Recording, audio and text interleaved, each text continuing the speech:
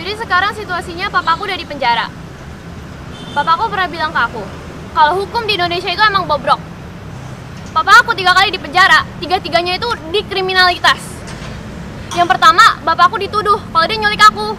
Padahal aku anak kandungnya sendiri. Aku dari kecil sampai gede, aku dirawat. Aku ada kebutuhan apa, aku dipenuhi. Aku dikasih makan, aku disekolahin. Emang itu yang namanya menculik? Kalau misalnya bapakku waktu dari kecil nggak ngerawat aku, siapa yang mau ngerawat aku? Mama aku aja nggak pernah nengokin aku. Sekarang, bapak aku ada di penjara sekarang. Karena dia cinta sama klien-klien. Dia dibilang kalau dia membuat KTP palsu. Gimana dia mau bikin KTP palsu? Kantornya aja kantor hukum. Bikin KTP palsu itu perlu kertas, bangko, plastik buat KTP palsu gitu-gitu semua. Itu gimana mungkin masuk di akal?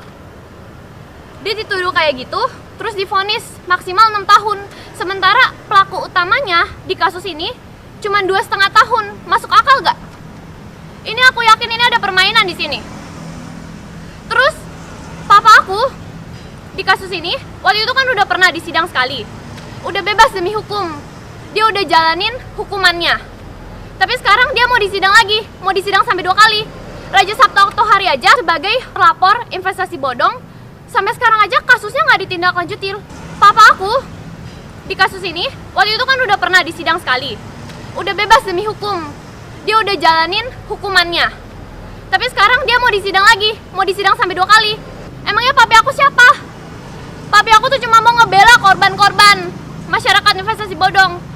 Papi aku tuh cuma mau ngebela mereka. Papi aku mau menegakkan keadilan.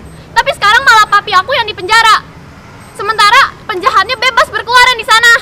Padahal ya, berdasarkan Undang-Undang 45, tugas dari pemerintah itu adalah untuk mengayomi dan melindungi masyarakat. Tapi yang aku lihat, pemerintah ini cuma menindas masyarakat. Papi aku aja udah dilaporin ya, dari ada 185 laporan dari setiap daerah di Indonesia. Penjahat aja, emangnya papi aku siapa nih sampai diginiin? Kalian nih pengen nginjek-nginjek sampai seberapanya? Dari setiap daerah. Emangnya bapak aku teroris? Aku bisa lihat kalau ini tuh ada permainannya. Pemerintah ini mau menyingkirkan papi aku. Karena Alias bilang kan kalau misalnya papi aku itu merugikan Allianz sebesar 6 juta. Papaku bilang kalau dia bisa bayar 10 kali lipat dia mau. Tapi yang mereka mau tuh bukan itu. Mereka mau menyingkirkan papi aku, mau dijeblosin ke penjara. Papi aku aja ngebela klien-kliennya, masyarakat yang tertindas, sampai membuat video. Karena kalian tahu kan, no viral no justice.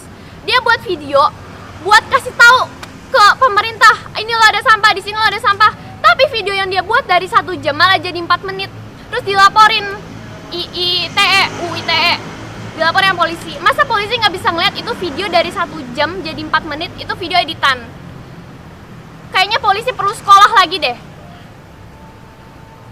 Dan juga jadi saya minta tolong ke Presiden, Bapak Presiden Jokowi dan Menko Polhukam. Masa Bapak butuh anak kecil buat kasih tahu Bapak gimana untuk menegakkan keadilan? Ini masyarakat Bapak, bukan masyarakat saya. Bapak saya di sini korban. Masa korban malah di penjara? Penjahatnya di luar sana tepuk tangan. Jadi saya minta tolong. Jadi mohon maaf jika saya ada salah kata atau apapun, karena di sini saya hanya ingin membela papi saya. Saya melihat papi saya ini sekarang di penjara karena dia sudah membela banyak masyarakat di luar sana. Dan kalau misalnya saya juga harus di penjara menemani papi saya